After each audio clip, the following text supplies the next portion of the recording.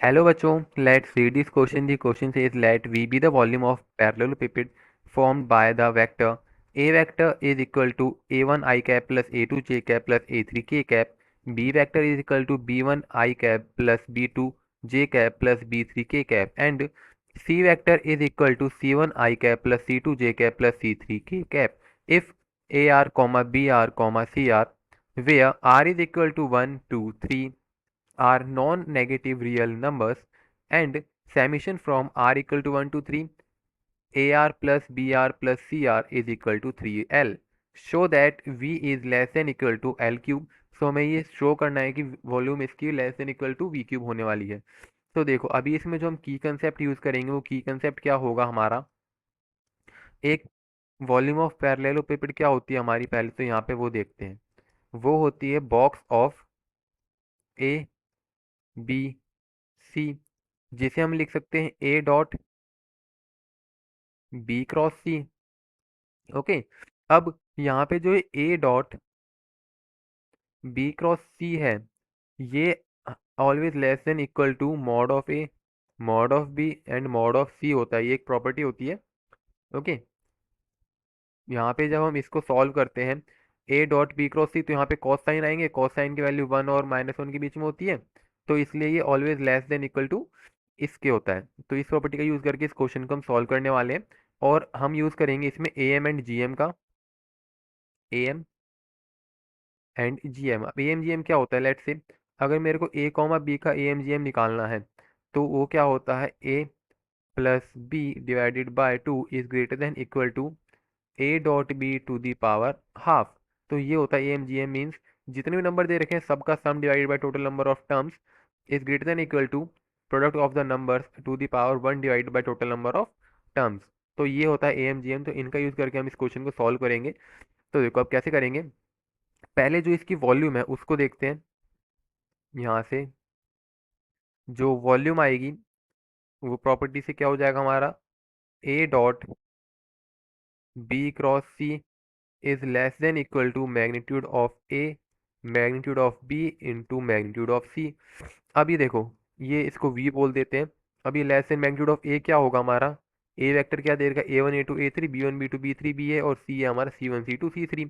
तो यहाँ पे जो इनका मैग्नीट्यूड होगा वो होगा root of A1 square A2 square plus A3 square into root of B1 square plus B2 square plus B3 square into root of C1 square plus C2 square plus C3 square. So ये हो गई हमारी volume. अब यहाँ पे क्या करना है, volume less than equal to ये है. अब जो हमारा यहाँ पे ये एल वाला पार्ट दे रखा है, ये वाला पार्ट, अब इसकी तरफ चलते हैं और इसको देखते हैं यहाँ से क्या निकल के आता है.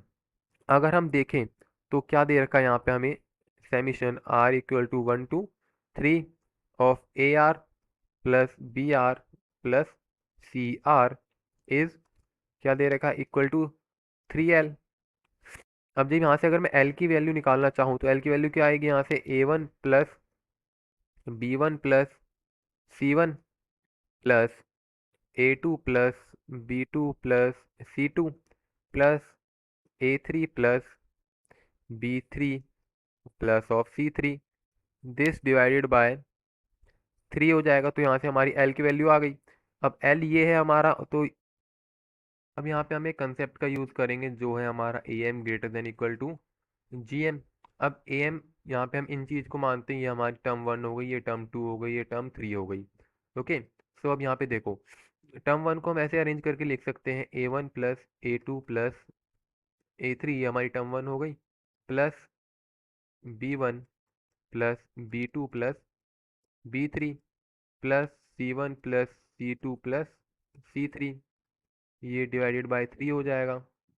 अब ये ग्रेटर देन इक्वल टू आएगा A1 plus A2 plus A3 into B1 plus B2 plus B3 into C1 plus C2 plus C3 to the power 1/3.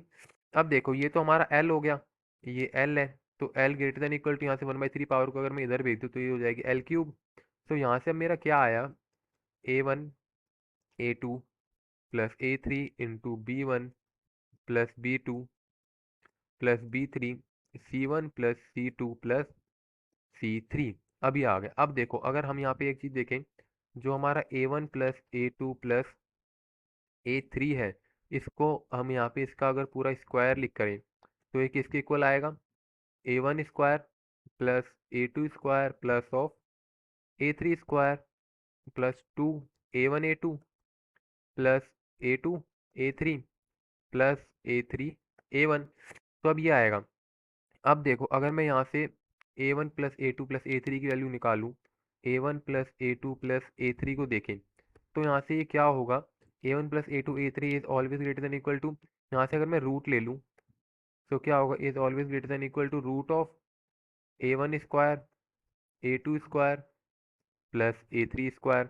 ये होगा। लेट से ये होगी हमारी इक्वेशन नंबर 1। अब क्या करना है? ये होगी इक्वेशन नंबर 1। अब सिम ऐसे अगर B1 plus B2 plus B3 का यहाँ पे क्यूब निकालें, सॉरी स्क्वायर निकालें, तो वो क्या निकल के आएगा? B1 square plus B2 square plus B3 square plus 2 B1 B2 plus B2 B3 plus B3 B1।